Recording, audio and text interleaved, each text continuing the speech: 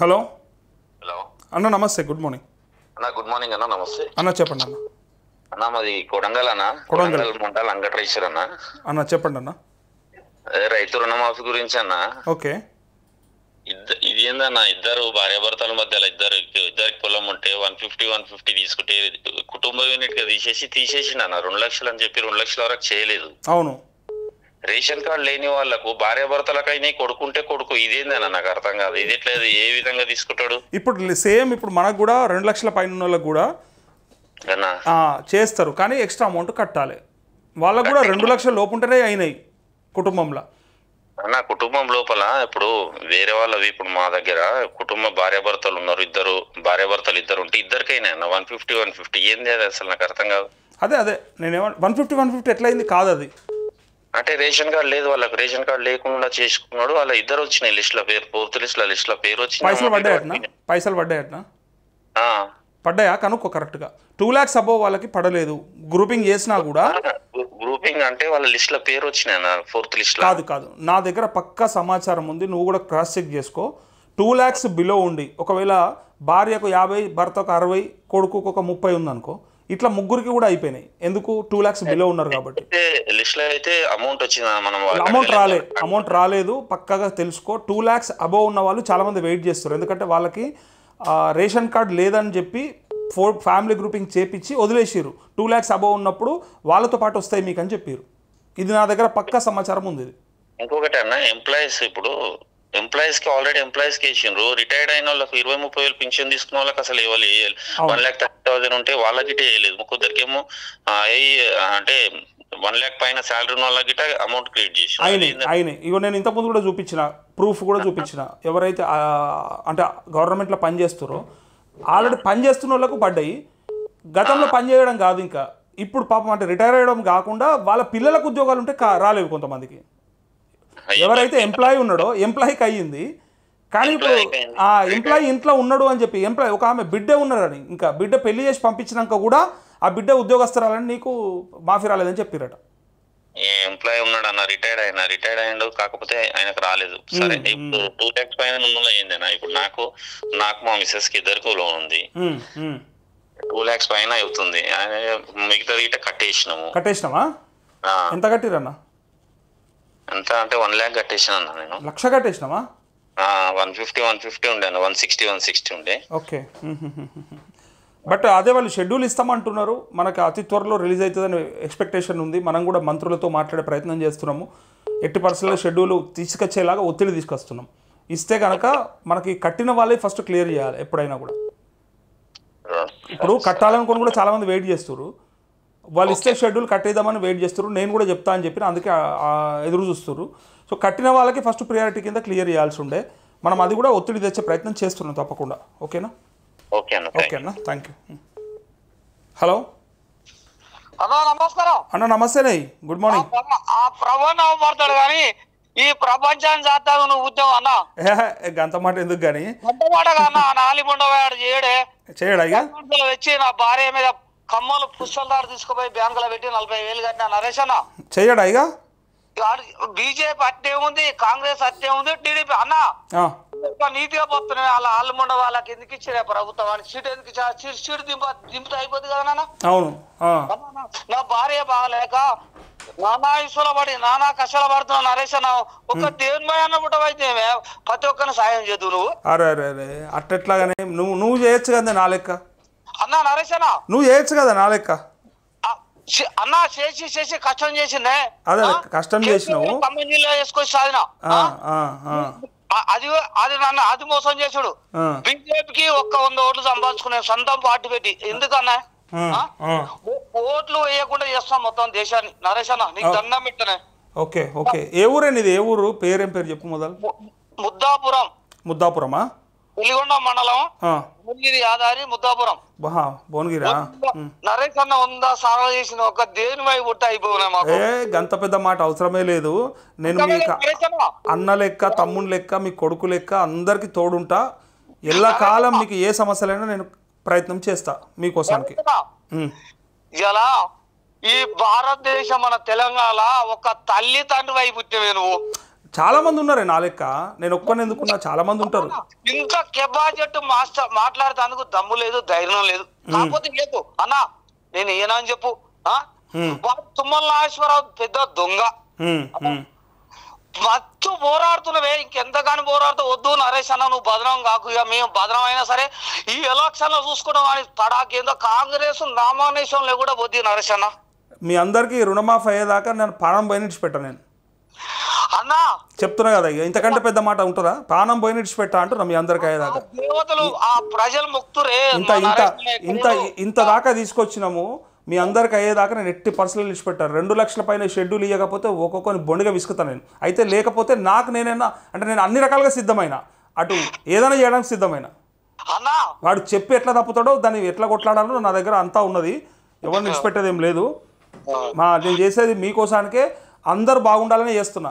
నేను ఏదో ఒక్కరికి పెట్టి ఒక్కరికి పెట్టాక అంటలేను, అందరికి పెట్టు, అందరు తృప్తి అయ్యి.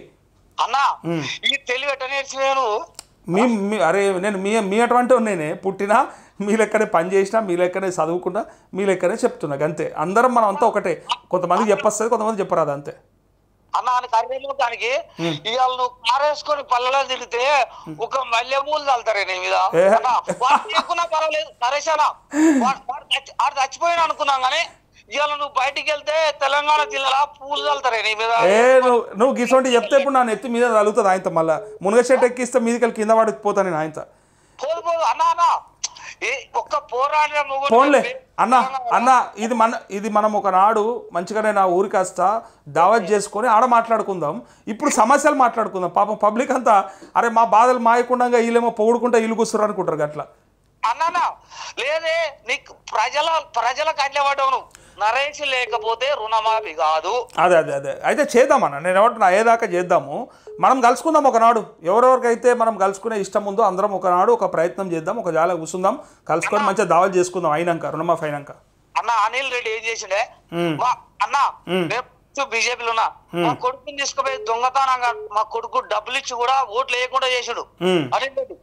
అయితే తీసుకో, నాకు నేను డబ్బులు తీసుకోను అని చెప్పిన అన్న. ఒక 70,000 ఖర్చు పెట్టిన బీజేపీ పార్టీ గురించి. నాకు వద్దురా బాయ్, వాళ్ళు దొంగలు రా, నాకు వద్దు. నా కొడుకు కూడా నా భార్యను తీసుకుపోయి ఒక్క ఓటు వేయించినా కానీ 100 ఓట్లు సంపాదించుకున్నాను నేను ఒక్కరిని పార్టీని నిలబడి. నరేష్ అన్న వీళ్ళకి ఏమైనా ఉందా? అదే నేను 100 సంపాదించుకున్న ఒక్కని ముద్దాపురంలో ఒక 400 ఓట్లల్లా అన్నా. ఈ ప్రజలంతా ఏకమైతే ఎన్ని ఓట్లు పడాలని చెప్పి బీజేపీ అంతకే ఉంది, కాంగ్రెస్ అంతకే ఉంది, టీడీపీ అంతకే ఉంది. ఇంకెంతగాని పోరాడుతున్నా ఒకటి చెప్తున్నా, నరేష్ అన్న వస్తే మన గ్రామాల బాగుపడుతుంది. ఆయన పోరాటాలు మన పరాల గురించి పెద్ద చేస్తున్నా, నేను ఒక్కటే మొక్కుతున్నా. వాళ్ళు చేయకున్నా పర్వాలేదు నరేష్ అన్న. లేలే, వాళ్ళు చేయాలి, వాళ్ళ పని వాళ్ళు చేయాలి, మన పని మనం చేయాలి. ఇంకోటి మనం వ్యవసాయం విడిచిపెట్టి మనం ఏం చేసుకుంటామే, రైతులం కూడా మనం ఖచ్చితంగా ఈ దేశానికి అన్నం పెడతాం, పెట్టాలి. మన పని అదే, భావితరాలకు నేర్పించాలి. వాడు చదువుకున్నా ఏ స్థాయికి ఎదిగినా అరే బాబు నీ తిండి నువ్వు సంపాదించుకునేటట్టు అంటే పండించుకునేటట్టు తయారు కారా, అంతేగాని ఎవరి మీద ఆధారపడితే బతుకం బిడ్డ అని చెప్పి మన పిల్లలకి కనీసం వరి పంటనన్నా లేదా ఇంకోటో వాళ్ళకి అర్థమయ్యే రకంగా అంటే ఇట్లా ఉంటుంది బిడ్డ అని ఇప్పటివరకు అసలు అది తెలియదు, ఏమి తెలియదు. అట్లంటే నేనేమి ఎప్పటినో కాదు, నేనేం పెద్ద ముసలోని కాదు, కానీ నేను చెప్పేది ఒక 20-30 ఏళ్ళ కింద మనం చూసినాం కాబట్టి చేతులతో చేసే కష్టాన్ని మనం చూసినాం. ఇప్పుడంటే హార్వెస్టర్లు వచ్చినాయి, ఇప్పుడు ట్రాక్టర్లు వచ్చినాయి, దున్నుకాలు ఇవన్నీ నడుస్తూ ఉన్నాయి. కానీ ఎడ్లతోని దున్నినోళ్ళను చూసినాము, గొర్రెతోని రొప్పినోళ్ళని చూసినాము, దాంతోపాటు మనము చేసుకున్నాము. ఇంకోటి నాటు కూడా ఇప్పుడంటే వాళ్ళకు ఇచ్చేస్తూ ఉన్నారు, కాంట్రాక్ట్ ఇచ్చేస్తూ ఉన్నారు, బీహార్ వాళ్ళు చేస్తూ ఉన్నారు, అది వేరే. అప్పుడు నాటేసుకున్నారు, కలుపు కలిసిర్రు మన ఇంట్లోమే. దీంతో పాటు మెయిన్గా కోతలు అనేది చేత్తోని కోసిన కాలం అది. నాకు బాగా యాదుకుంటే చేత్తోని కోతలు కోసి మళ్ళీ తర్వాత కుప్పలు కొట్టుడు, వడ్లన్నీ కూడా మళ్ళీ తర్వాత గడ్డి దొక్కిచ్చుడు, ఇవన్నీ ఉంటుండే అప్పుడు.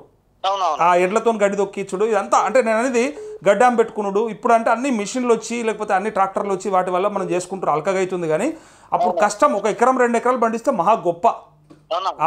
ఒక నెల్లాళ్ళు కుప్పల కాడ ఉందరు, వడ్లు దొక్కిచ్చుడు కాడ లేకపోతే వడ్ల కుప్పల కాడ. అంటే ఆ పని అంత కష్టం పని చూసినాము. ఇప్పుడు సరే ఇంత టెక్నాలజీ వచ్చింది, వాడుకుంటున్నాము. దీని తర్వాత భవిష్యత్తులో ఇంత అంటే ప్రజలకు అంటే పబ్లిక్ తెలియకపోతే ఏమవుతుంది అంటే భవిష్యత్తులో రైతు అంటోడు ఉండడు. ఏదో కంపెనీలు వండిస్తే దానికి పైసలు ఇచ్చి మనం తెచ్చుకోవాలన్నట్టు అయిపోతుంది. ఇక కంపెనీలు వండిస్తాయి ఇక అప్పుడు. వీళ్ళకి ఒక్కొక్కరికన్నా ఇలా మా తాత కడుపులా 4 పుట్టిరు. మేము 10 మంది పుట్టినమే, వాళ్ళే పుట్టినారా గవర్నమెంట్ కన్నా? కనీసం రైతు పండించే పంటకి ఇవ్వలేదు. బ్యాంకులలో లోన్ కావాలి, వాడు ఒక 5 లక్షల మందికి పింఛన్లు వస్తున్న వాడు రిటైర్డ్ అంటే వాళ్ళే పుట్టిరా, మనం పుట్టలేదా నరేష్ అన్న? వాళ్ళే పుట్టారే. ఇన్నాళ్ళు మన పేద బతుకుల సొమ్ము తింటారు. కొన్ని రోజులు బ్రిటిషోడు, కొన్ని రోజులు తుర్కోడు, కొన్ని రోజులు సిబిఐ. ఆనాడు వాడు ఈయన సువాజీ తెచ్చింది మన తెలంగాణ. వీళ్ళు ఎడవనుకురు అన్న ఎన్ని చెప్పినా ఈ దేశానికి స్వతంత్రం వచ్చిన తర్వాత నుంచి లెక్కేస్తాం మనం. ఈ దేశంకు స్వతంత్రం రాకముందు ఒక లెక్క ఉండే, స్వతంత్రం వచ్చినాక ఒక లెక్క. పేదోళ్ళని పైకి తెస్తామని చెప్పుకుంటా ప్రభుత్వాలు ప్రతిసారి మోసం చేసుకుంటూ వస్తే చూడు, ఇది తిక్క నాకు. ఎందుకంటే చేసుకుంటా కొంచెం కొంచెం చేసుకుంటూ వచ్చినా ఇవాళ అందరూ సమానం అయిపోతుండే, అందరూ హ్యాపీగా ఉంటుండే. ఎప్పటికీ కిందోని కిందనే ఉంచుతారు, ఎవరిని ఎక్కడ పెట్టానో అక్కడ పెట్టి నాటకం ఆడుతున్నారు అన్న. ఆ దొంగ నాటకాన్ని గుర్తించకపోతే మనం మోసపోతున్నాం అంతే. అన్నా నువ్వు అన్నా ఈయన ఎక్కడ పోయాడు? సుభాష్ ఎక్కడ పోయాడు? భగత్ సింగ్, అల్లూరు సీతారామరావు ఎటు పోయాడు? వీళ్ళు చంపారు. వీళ్ళు ఇవాళ మొగోళ్ళు అయ్యి, వీళ్ళు దేశానికి మొగోళ్ళు అయ్యి వాళ్ళ అడిపాస ఇంకా దొక్కుతారు. అదే అదే ఇప్పుడు మనం కట్టే ట్యాక్సులతోని మనని పరిపాలించమని మనమడ పెట్టుకుంటే మనకు మంచి చేయాల్సింది వదిలేసి ఆ దొంగలు ముల్లెలు కట్టుకుంటా ఉన్నారు. అది అసలు తప్పు అన్నా. వాళ్ళ ఏం చేస్తారు అంటే వీళ్ళు ఎదగనియొద్దు, వీళ్ళు ఇంకే తొక్కాలి, నా పిల్లలు మంచిగా ఉండాలని, వాళ్ళు బాగుండాలి తప్ప ఇంకొకటి బాగుండొద్దు. అది అది అది మొత్తం నేర్చిరా అన్న. దొంగలు ఏముంటది ఎల్లకాలం ఉంటారా అన్నయ్య? ఎవడన్నా ఎప్పటికి రాసుకొచ్చుకున్నామా ఈయనే బతుకుతామని? అన్న ఎప్పుడు ఉండే కొద్ది కాలము ఎంత ఉంటావో అది నీ చేతిలో లేని ముచ్చట. ఉండే కొద్ది కాలము నలుగురికి ఉపయోగపడేటట్టు ఏం ముళ్ళగట్టుకొని తీసుకుపోతాం ఇడికెళ్ళాడుకన్నా? మరి ఎందుకోసానికన్నా, ఎవరికోసానికి? అరే నీకు ఇంత మంచి అవకాశం ఇచ్చిండు భగవంతుడు, పుట్టినవు పెరిగినవు, నీ పక్కన నలుగురితోని మంచిగా ఉండి నలుగురిని అంటే ఉపయోగపడేటట్టు ఉండాలి తప్ప వీడెందుకురా ఈ దుర్మార్గుడు గీదేంద్రాబాయ్ ఇదేం బతుకురాబాయ్ అంటే బతికేనా అంది? అవసరం అన్నా. ఇగో నువ్వు సాధకపోయినా సరే కానీ సంపకపోతే చాలు. ఇంకా కొంతమంది ఇప్పుడున్న దుర్మార్గం ఏంటంటే సాధులు విడిచిపెట్టు, మంచి చేసులు విడిచిపెట్టు, చెడు చేయకపోతే చాలనే కాడికి వచ్చింది. ఇప్పుడు ఒకప్పుడు మంచి చేస్తే బాగుంటుంది అని ఉంటుంటే అన్న ఇప్పుడు సాయం చేయకపోయినా సరే కానీ ఖరాబ్ చేయొద్దురా పోయి వాందంతరం వాడు ఉంటే చాలు. ఇప్పుడు ఖరాబ్ చేసే కొడుకులు ఎక్కువైపోయారు, ముంచే కొడుకులు ఎక్కువైపోయారు అంతటా. ఏమంటా పిరి బస్సులు పెట్టిండో అన్న మొత్తం ఈ దేశాన్ని అక్కడి నుంచి ఇక్కడ ఏదో భూమి పెట్టా కట్టి లేచి అది ఏమిటికి అన్న గవర్నమెంట్ ఉద్యోగస్తులు పెట్టాడు, మనకు పెట్టలే పేద ప్రజలకు అన్న. అయితే ఏమండు రాహుల్ గాంధీ ఏమండు, నేను 2 లక్షలు మాఫీ చేస్తాడు, మీటింగ్ పెట్టిండు, అది చేయలే ఇది చేయలే. ఈ గంట మార్చుకుంటూ పోతుంటే మొత్తం మీద దొంగ తుమ్మల నాగేశ్వరరావు గారు అన్న. సరే వాడు వీడు ఎందుకు అంటావు కానీ పోంతి కానీ మన కోపం ఉండొచ్చే, ఆవేదన ఉండొచ్చు, అట్లా కాదు ఆవేదన ఉండొచ్చు, బాధ ఉండొచ్చు. కానీ ఇక అంటే డైరెక్ట్గా తిట్టాల్సిన అవసరం లేదు. ఆయన ఒక మంత్రి, మనమే గెలిపించుకున్నాం ఓట్లేసి, కానీ మనకు పని చేస్తలేడు. సరే మనం దాన్ని ఎట్లా చేయించుకుందామని చూద్దాం తప్ప ఇక మనం అంటే ఇప్పుడు తిడితే వచ్చేది ఏం లేదు. వాళ్ళకి సురుకంటి ఇవ్వాలి. ఇప్పుడు తిట్టితే డైరెక్ట్ గా అంటే మచ్చగా తిట్టొచ్చు, ఎన్నంటే తిట్టొచ్చు, సురుకంటి ఇవ్వాలి. లేకపోతే ఈ అంతం నేల పడ్డట్టే ఒక్కసారి అన్న. ఇగో పని చేయనోనికి ఏం చేయాలి మనము? పని చేయనోనికి దున్నపోతను ఏం చేస్తాం? పొడుస్తాం మనము ములుగరతోని. అట్లా పొడుచుడా, లేకపోతే సురుకంటిచ్చుడా, లేకపోతే మెడకు తుంటగట్టుడా, లేకపోతే మూతికి బుట్టి కట్టుడా, ఏదో ఒకటి గా ప్రయత్నం చేయాలి మనం.